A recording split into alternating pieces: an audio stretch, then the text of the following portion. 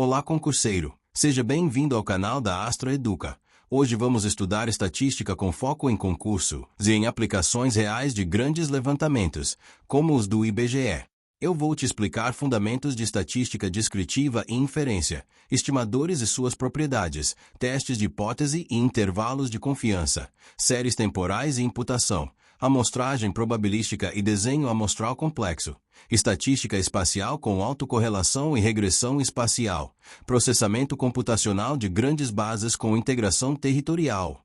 Por fim, ética, privacidade e governança de dados, com atenção especial para a anonimização espacial e proteção de dados pessoais. Fundamentos de estatística começam com a diferença entre estatística descritiva e inferência. Estatística descritiva é resumir e descrever dados, medidas de tendência central como média, mediana e moda, medidas de dispersão como variância, desvio padrão e amplitude, medidas de posição como quartis e percentis, e visualizações como histogramas e boxplots. Em prova, a banca cobra interpretação, não só cálculo. A média pode ser puxada por valores extremos, a mediana representa melhor o centro quando há assimetria. Quartis e percentis ajudam a entender desigualdade e concentração. O desvio padrão mostra variabilidade, e o coeficiente de variação é útil para comparar dispersão entre variáveis em escalas diferentes. Inferência é quando você usa uma amostra para dizer algo sobre a população, com incerteza controlada. Aqui entram estimadores, intervalos de confiança e testes de hipótese. Estimador é uma regra que produz uma estimativa do parâmetro populacional, como média, proporção ou total. A banca cobra propriedades dos estimadores. Um estimador é não biasado quando seu valor esperado é igual ao parâmetro, ou seja, não puxa sistematicamente para cima ou para baixo. Um estimador é consistente quando, com o aumento da amostra, ele converge para o parâmetro verdadeiro. E eficiência tem a ver com variância. Entre estimadores não biasados, o mais eficiente tem menor variância, ou seja, oscila menos entre amostras. Intervalo de confiança é uma faixa que, em repetidas amostragens, conteria o parâmetro com determinada probabilidade, como 95%. Em prova, o erro comum é interpretar como o parâmetro tem 95% de chance de estar aqui, quando a interpretação clássica é sobre o procedimento, não sobre o parâmetro fixo. Mas, para fins de concurso, o importante é entender que intervalos mais largos indicam maior incerteza e que tamanho de amostra, variabilidade e nível de confiança influenciam a largura. Quanto maior a amostra, mais estreito o intervalo, mantendo o resto constante. Testes de hipótese são outro núcleo. Você define hipótese nula, como não há diferença, e alternativa, como há diferença. Você escolhe nível de significância, como 5%. Calcula a estatística de teste e compara com região crítica ou p-valor. Se p-valor é menor que o nível, você rejeita a nula. A banca cobra erros tipo I e tipo segundo.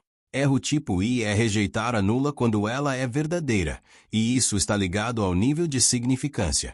Erro tipo segundo é não rejeitar a nula quando ela é falsa, ligado ao poder do teste.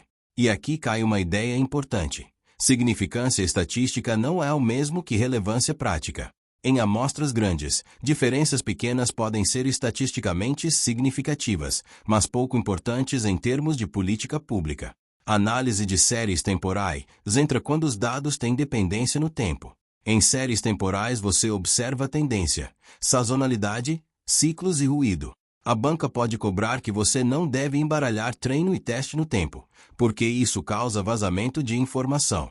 Você treina no passado e testa no futuro. Modelagem pode ir de métodos simples, como média móvel e suavização exponencial, até modelos como ARIMA e modelos com variáveis explicativas, dependendo da complexidade. E séries temporais exigem cuidado com estacionariedade, autocorrelação e quebras estruturais. Quebra estrutural é quando o padrão muda por uma política, crise, pandemia ou mudança metodológica, e isso bagunça previsões se você não tratar. Técnicas de imputação são cada vez mais cobradas porque grandes bases sempre têm faltantes. Imputação é preencher valores ausentes por método transparente e justificável. Pode ser imputação simples, como média por extrato. Pode ser hot deck, que usa um doador parecido. pode ser regressão, ou imputação múltipla quando se quer refletir incerteza. O ponto de prova é: imputação não pode distorcer distribuição e relações, e deve ser documentada. E também existe edição e validação, que é corrigir inconsistências, como valores impossíveis ou incoerências lógicas, antes de imputar. Agora vamos para a amostragem e desenho amostral. A amostragem probabilística é aquela em que cada unidade tem probabilidade conhecida de seleção, permitindo inferência e cálculo de variância. A amostragem simples é sorteio direto. Estratificada é dividir a população em estratos homogêneos e sortear dentro de cada estrato, melhorando precisão, principalmente quando há grupos muito diferentes, como regiões e tamanhos de município. Conglomerados é selecionar grupos, como setores, e depois unidades dentro, muito usado quando o custo de listar toda a população é alto. Em levantamentos nacionais, o desenho costuma ser complexo, com múltiplos estágios, estratificação e conglomerados ao mesmo tempo. Estimadores para amostras dependem do desenho. Com pesos amostrais, você expande a amostra para representar população. O peso é, em geral, o inverso da probabilidade de seleção, com ajustes por não resposta e calibração. Em prova, a pegadinha é calcular média e proporção ignorando o peso em amostra complexa. Isso pode gerar viés. Cálculo de variância também muda em amostra complexa. Não dá para usar fórmula simples de amostra aleatória simples sempre. Você precisa considerar efeito de desenho, correlação intraclasse em conglomerados e redução de variância por estratificação. O efeito de desenho, o DEF, é uma forma de comparar a variância do desenho real com a variância de uma amostra simples de mesmo tamanho. Conglomerado tende a aumentar variância porque unidades dentro do conglomerado se parecem mais. Estratificação tende a reduzir variância, quando estratos são bem definidos. Agora entramos em estatística espacial e modelagem, um tema moderno e muito cobrado em editais. Autocorrelação espacial é a ideia de que observações próximas tendem a ser mais parecidas do que observações distantes. Isso viola a suposição de independência usada em muitos testes e regressões. Em prova, você precisa reconhecer que fenômenos como renda, desmatamento, doença e infraestrutura são espacialmente correlacionados. Medidas como Moran's aparecem como forma de medir autocorrelação global. E versões locais ajudam a identificar clusters de alto-alto, baixo-baixo e outliers espaciais. Modelos espaciais e regressão espacial entram para lidar com dependência espacial. Se você ignora a autocorrelação, os erros padrão podem ficar errados e suas conclusões podem ser frágeis. Modelos espaciais podem incluir defasagem espacial da variável dependente, defasagem de covariáveis e estrutura espacial no erro, dependendo do tipo de dependência. O importante em prova é saber que regressão espacial existe para modelar efeitos de vizinhança e dependência, e que a escolha do modelo depende do diagnóstico. Validação espacial é fundamental, principalmente em machine learning e previsões espaciais. Se você divide treino e teste aleatoriamente em pontos próximos, você superestima desempenho, porque o teste fica parecido demais com o treino. Então você usa validação por blocos espaciais, separa por regiões ou usa cross-validation espacial. A banca gosta desse ponto porque mostra maturidade em análise espacial. Processamento de dados e métodos computacionais entram quando a base é grande. Um pipeline é uma sequência organizada de etapas: ingestão, limpeza, padronização, integração, validação, transformação, análise e produção de indicadores. Para grandes bases, você precisa automatizar, versionar e documentar pipeline. Integração de microdados com recortes territoriais é um tema típico do IBGE. Você precisa associar registros a municípios, setores, áreas de ponderação e outras unidades, usando chaves ou geocodificação. E aqui a banca cobra consistência territorial. Limites mudam. Códigos mudam, então você precisa controlar versão de malha, data de referência e regras de compatibilização. Clustering espacial aparece como técnica para identificar agrupamentos de padrões no território, seja com métodos de agrupamento em dados com coordenadas, seja com métodos que incorporam vizinhança. Interpolação entra quando você tem medidas em pontos e quer estimar em áreas sem medida, com métodos simples como o inverso da distância e métodos mais sofisticados como krigagem. E tudo isso exige validação, porque interpolação pode criar artefatos se a rede amostral for ruim. Agora fechando com ética, privacidade e governança de dados.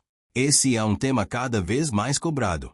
Proteção de dados pessoais significa que dados que identificam ou podem identificar uma pessoa devem ser tratados com finalidade, necessidade e segurança, respeitando regras de acesso e reuso.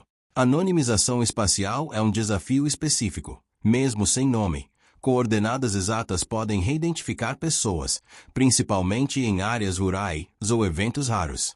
Então você pode precisar agregar, arredondar, aplicar mascaramento, deslocamento controlado ou publicar em grade, sempre equilibrando utilidade analítica e risco de reidentificação. Políticas de acesso e reuso definem quem pode acessar microdados, sob quais condições e como compartilhar sem expor indivíduos.